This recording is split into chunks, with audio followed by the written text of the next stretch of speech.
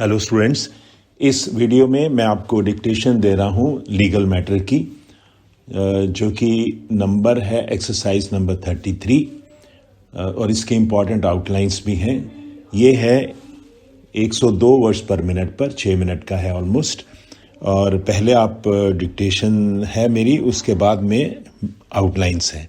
तो आपको ये मैं सजेस्ट करूँगा कि पहले आप ट्रांसक्रिप्शन करिए, उसके बाद आप उसको आउटलाइंस देखिए और समझिए और उसके बाद प्रैक्टिस करिए।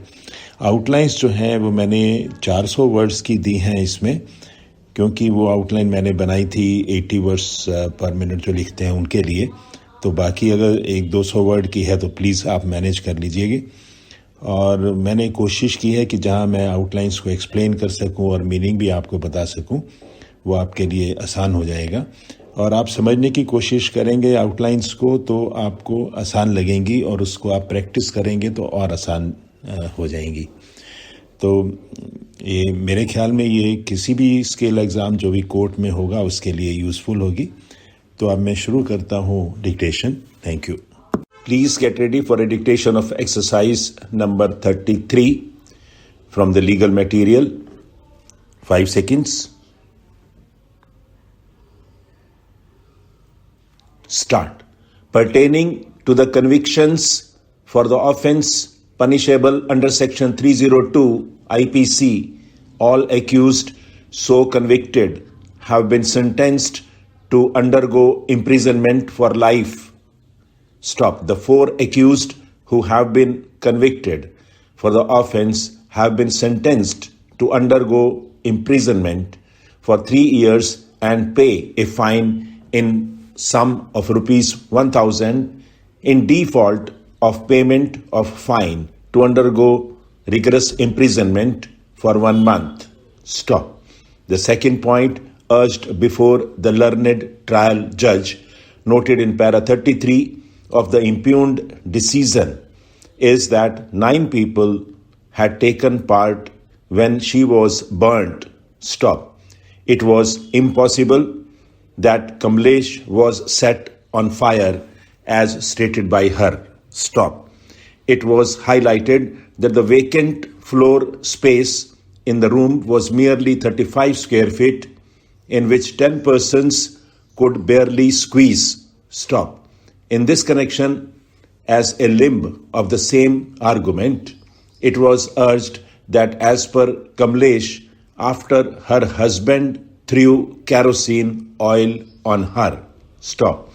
Having perused the decision of the learned trial judge, we note that after noting the contentions urged that it was not possible for 10 people to fit into the room where Kamlesh suffered burn injuries, and the fact that the burnt pieces of clothes and ash were lifted from 3 different rooms in the house, shows that Kamlesh ran and was not held down as claimed by her.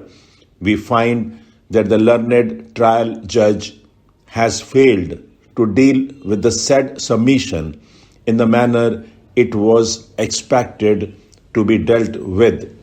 Stop.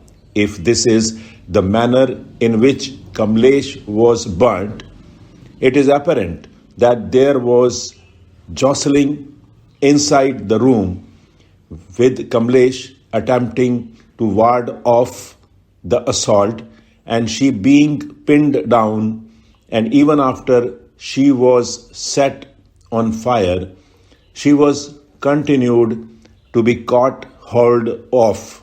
Stop. Thus the learned judge has totally gone off at a tangent when the argument urged before the learned trial judge has been negated by holding that 9 persons had entered the room not to stand there comfortably, but to commit the offense. Stop. The scene in the house tells its own story of truth. Stop. The accused, Rani and Nirmala, are the sisters of her husband. Stop. They were married when the crime took place. Stop. Their husbands are Rampal and Ashok Kumar. Stop. We note that there is no evidence led by Rampal and Ashok Kumar as to where they were residing. Stop. But being the sons-in-law of the family, it is expected that they would not be residing in the same house in which the deceased was residing. Stop. We concede to the submission urged by learned counsel for the state that all the accused have falsely stated when questioned that the deceased caught accidental fire for the reason the place where Kamlesh was set on fire or caught fire is not the kitchen outside whereof the plastic can and the plastic bottle have been seized, but is the room where she probably slept with her husband. Stop. The question of Kamlesh catching accidental fire is in the said room is totally ruled out. Stop. But we do not know as to who did what. Having found serious improbability in the version of Kamlesh, we have no other material on which we can segregate the role of the accused. Stop.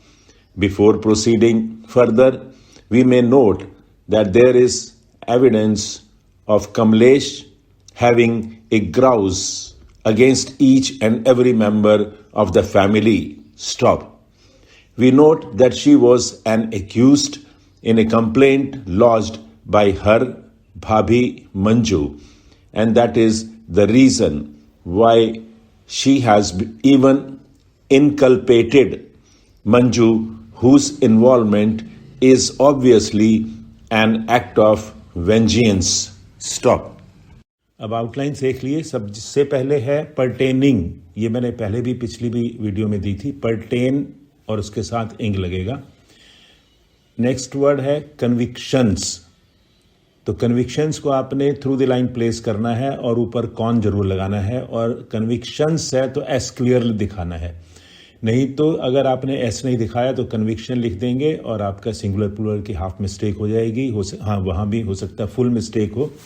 तो full mistake आपने सब कुछ लिखा, मेहनत भी की, type भी किया. आप सोचेंगे मैंने ठीक किया, लेकिन क्योंकि कन्विक्शंस था आपने कन्विक्शन लिख दिया, या अगर कन्विक्शन था तो आपने कन्विक्शंस कर दिया, तो एक मिस्टेक आपकी हो गई अनजाने में.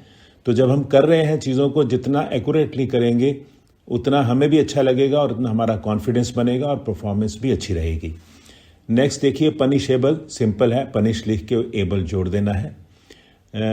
उसके बाद अंडर सेक्शन है, under section on the line लिखिएगा. नेक्स्ट अंडरगो है और गो के नीचे ओ ज़रूर लगाइएगा ताकि आप इमीडिएटली उसको रिकॉग्नाइज कर सकें और उसको ट्रांसक्राइब कर सकें.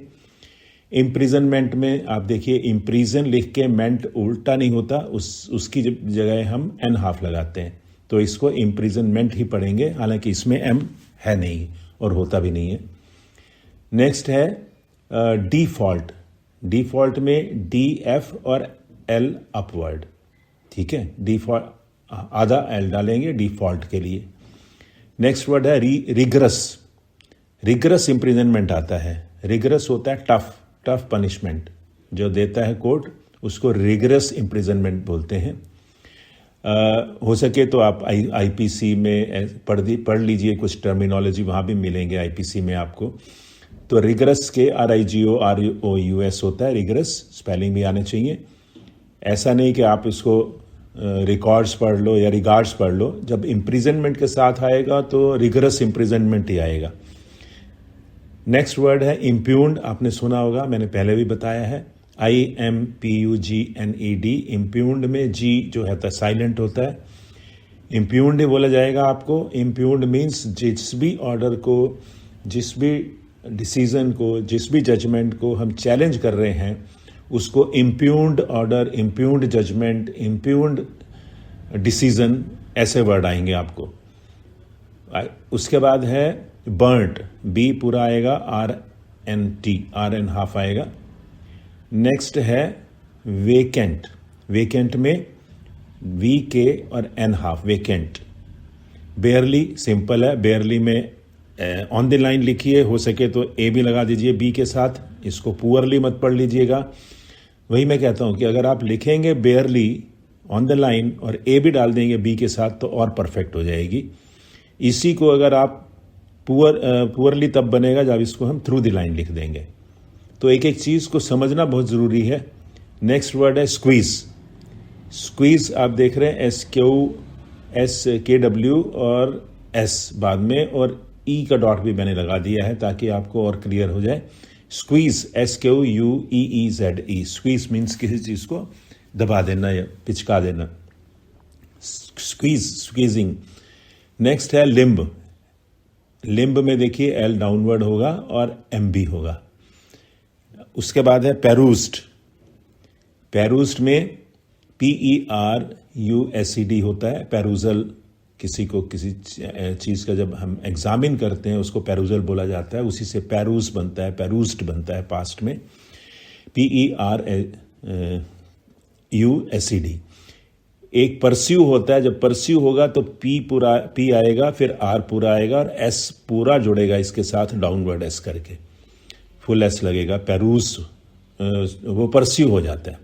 परस्यू में जब लिखेंगे आप, सॉरी मैंने यहाँ लिखा नहीं है, परस्यू में जब लिखेंगे PRS डाउनवर्ड और U भी उसके साथ अटैच कर देंगे और उसके स्पेलिंग भी PURSUE होगा। परस्यू किसी चीज़ को फॉलो अप करना। पेरूज और परस्यू दोनों वर्ड अलग अलग हैं। उसके बाद मैंने वर्ड लिखा है कमलेश और मैंने नीचे डबल टिक भी लगाए हैं, और जिससे आइडेंटिफाई हो आपको कि ये एक प्रॉपर नाउन है या कुछ डिफरेंट वर्ड है। तो कमलेश में KMLSH कर दिया मैंने। नेक्स्ट आउटलाइन मैंने लिखी है पीसीज की।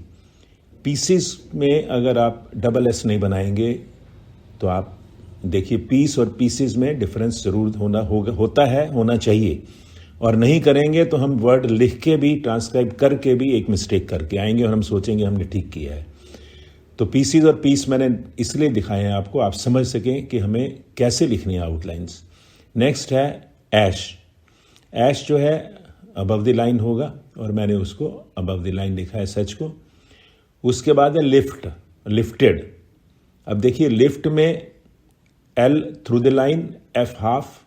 अगर लिफ्टेड होगा तो L F पूरा आएगा और T आधा आएगा। तो इस क्लियरली यू कैन डिमार्केट के लिफ्ट लिखा है, लिफ्टेड लिखा है, और ट्रांसक्राइब करने में आपको कभी भी दिक्कत नहीं आएगी अगर आप आउटलाइन करेक्ट लिखेंगे।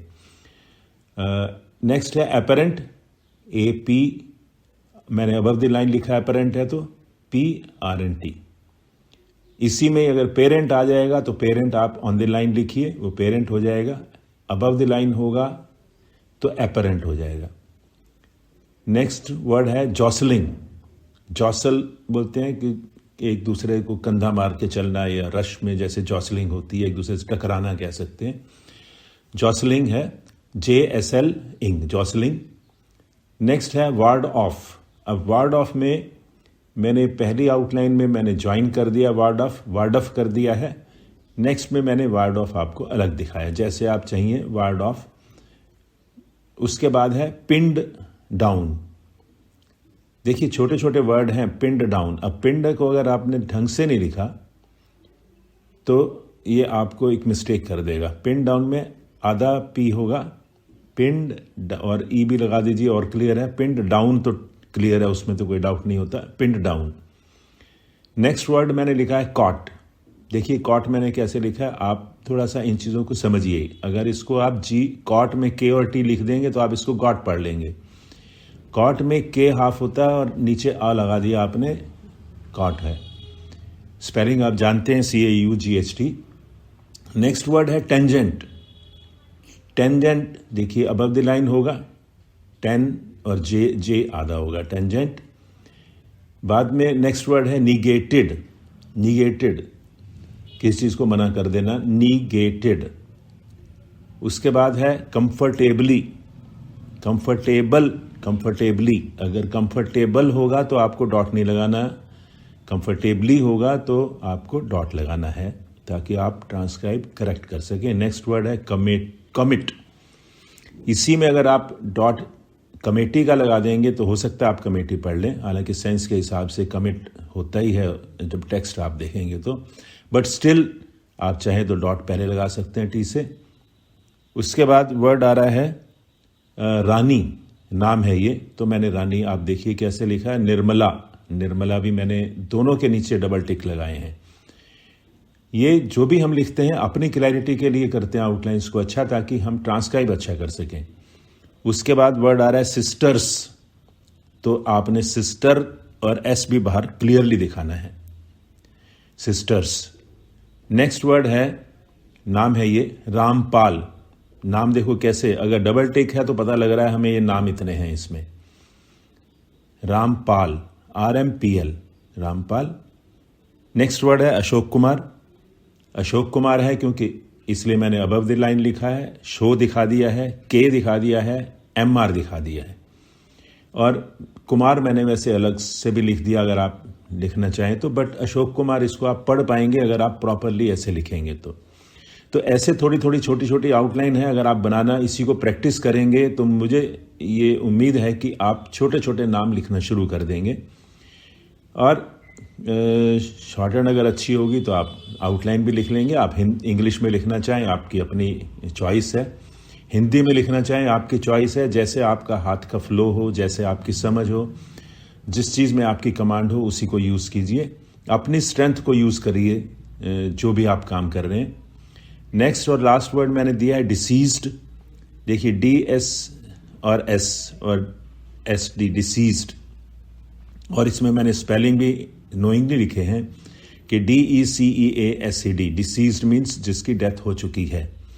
तो डिसीज के मैंने पहले भी बताया था, जो बीमारी होती है DISEASE होता है, और DECEASE डिसीज्ड, जिसकी डेथ हो जाती है डिसीज्ड।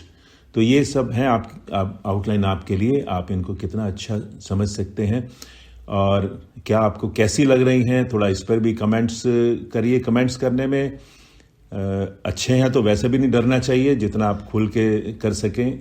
और इस वीडियो को आप शेयर कीजिए अपने फ्रेंड्स के साथ।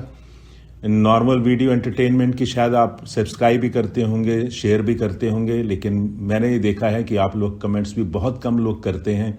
आई डोंट नो, खैर चॉइस आपकी है, मैं कंपेल नहीं करता किसी को, ना ही मैं किसी को कहता हूँ बार बार। जिसको अच्छा लगे वो ज़रूर आगे शेयर करे, सब्सक्राइब करे। That's all, thank you.